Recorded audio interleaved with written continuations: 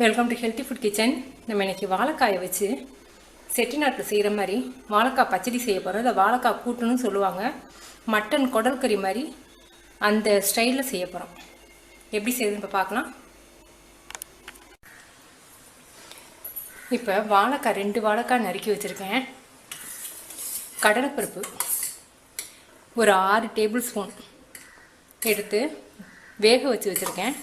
நல்லா வெந்திருக்கு.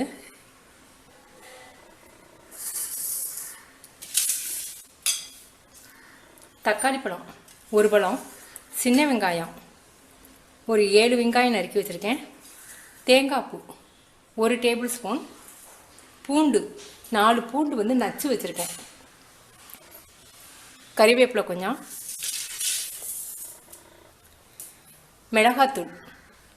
மிளகாத்தூள் வந்து 1/2 டேபிள் ஸ்பூன் எடுத்திருக்கேன். மல்லித்தூள் 1 டேபிள் ஸ்பூன், சோம்புத்தூள் 1/2 டேபிள் ஸ்பூன். இது வந்து கரம் மசால் பவுடர் போட்டதுக்கு காரணம் இது மட்டன் குடல் குழம்பு டேஸ்ட்டில் இருக்கும்.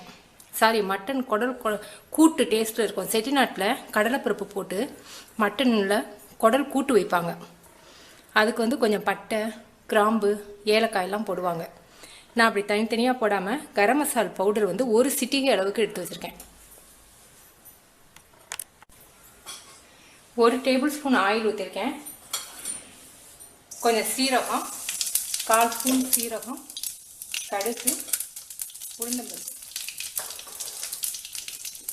பெருங்காயம் கொஞ்சம்,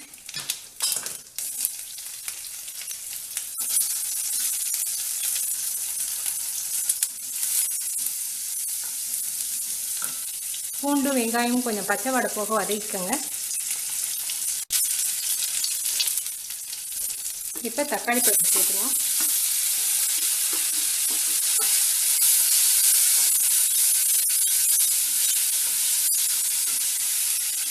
இன்க்ரீடியன்ஸில் மஞ்சத்தூள் சொல்ல மறந்துட்டேன். கொஞ்சம் மஞ்சத்தூள்,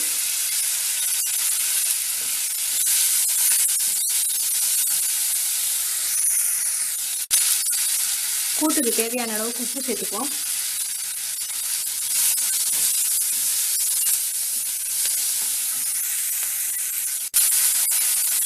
பூண்டு வந்து வாழைக்காயில் இருக்க அந்த வாயு வந்து எடுத்துரும். அதனால பூண்டு வந்து சேர்த்துருக்கேன். பூண்டை வந்து நச்சு போட்டிருக்கேன், அந்த ஃப்ளேவர் நல்லா இருக்குங்கிறதுனால. இப்போ மல்லித்தூள், மிளகாத்தூள், சோம்புத்தூள், கரம் மசால் தூள்,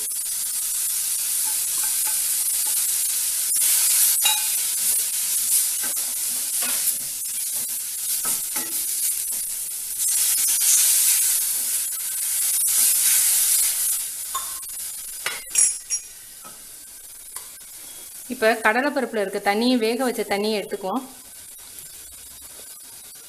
கடலைப்பருப்பை கடைசியாக தான் போடணும். இப்போயே போட்டிங்கன்னா ரொம்ப குழஞ்சி போயிடும். ஏன்னா வாழைக்காயை வேறு எதிரே வேக விட போகிறோம்.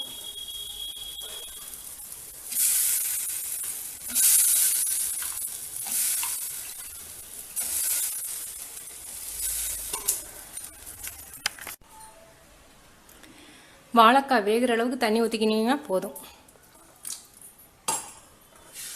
இதில் தேங்காய் பூவையும் சேர்த்துருவோம்.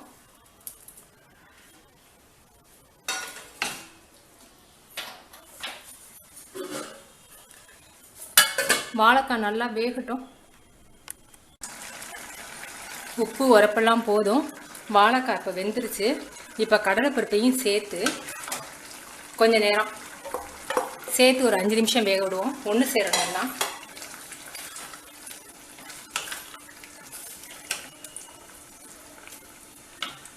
ஒரு 5 நிமிஷம் கொதிக்கட்டும்.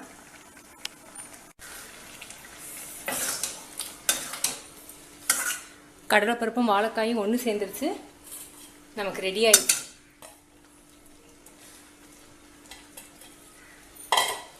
வாழைக்காய் கூட்டுன்னு சொல்லுவாங்க, வாழைக்காய் பச்சடின்னு சொல்லுவாங்க. நீங்கள் செஞ்சு பார்த்துட்டு உங்கள் கமெண்ட்ஸ் எனக்கு சொல்லுங்கள். தேங்க்யூ.